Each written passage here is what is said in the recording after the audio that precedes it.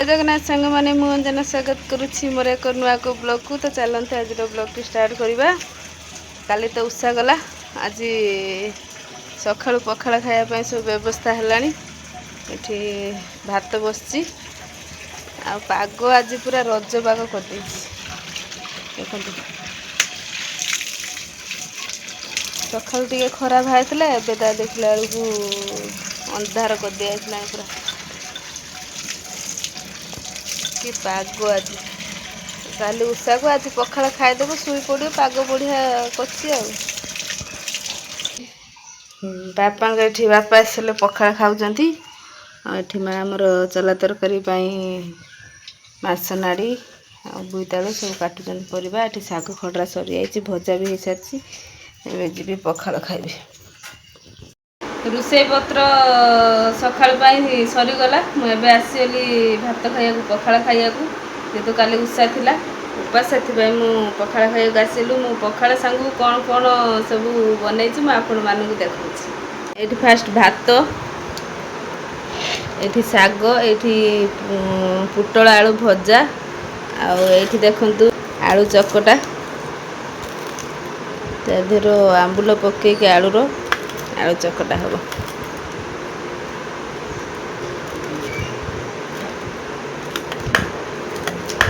ए पागटा तो यही दलाटा तो होगला आ कि दरकार ना जेहेतु काली उपास थिला आज टे खटा खटा ये भात टाण नब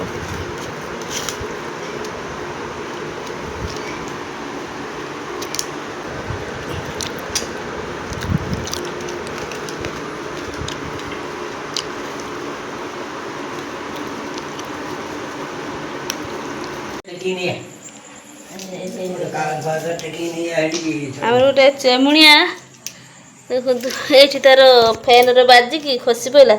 तो पानी मुंदे देनु जो बंची कौटी बाजी तार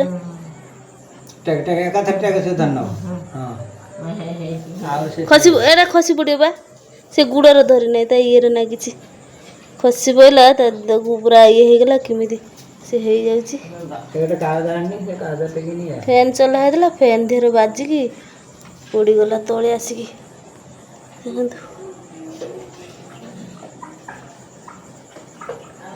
ले ले ले ता डेणा आड़े केटे केटे से बाजिगला टिके ये हो जाइए से उड़ी पार ना थरुची केमी देखना पागला वे पागला देखिबा मोबाइल टा गाड़ी कोने रखियो लाइट टा जच देखिबा कोनटे देखनी मरी गला देखनी कोनटे मरी आछे बंची फैन रे एक्सीडेंट हो गला तार ले ले कामुड़ियो कामुड़ियो बोली होछे कामुड़ी छाड़ देमी तो पाउच ऊपर तू ना उड़ी जी जाऊ से तार साष्टम से जीव आम ये ऊपर रुहति हाँ से रही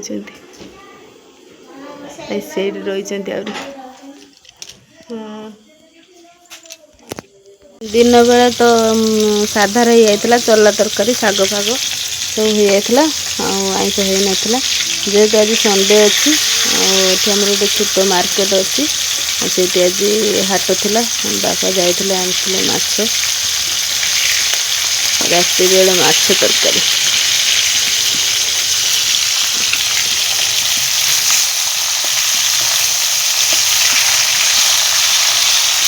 बार पड़ी नाला संक्रांति गुरुवार अमावासी सब पड़ी खिया नाला से माँ कहला टे आईस फाइस करने बापा जाइए छोट मार्केट रू माछ नहीं आसते मुझे रोषे करते आसला भात कसाइल रोषे करते आसारे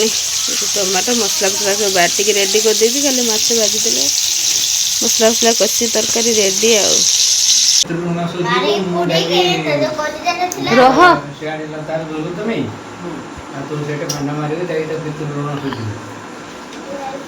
ଖାଉ ଖାଉ ରାମାୟଣ ମହାଭାରତ କଥା ଚାଲୁଛି।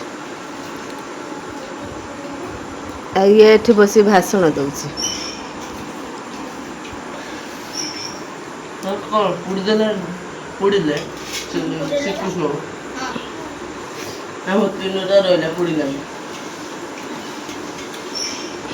ଏ କାହାଣୀ ଜଗନ୍ନାଥଙ୍କର 8 ଦିନ 7 ରାତି ପୋଡ଼ିଲା ପରେ କିଛି ହେଲାନି। ଉପରୁ ଦୈବବାଣୀ ହେଲା ଯେ ସେ ପୋଡ଼ି ହବନି, ତାକୁ ସମୁଦ୍ରର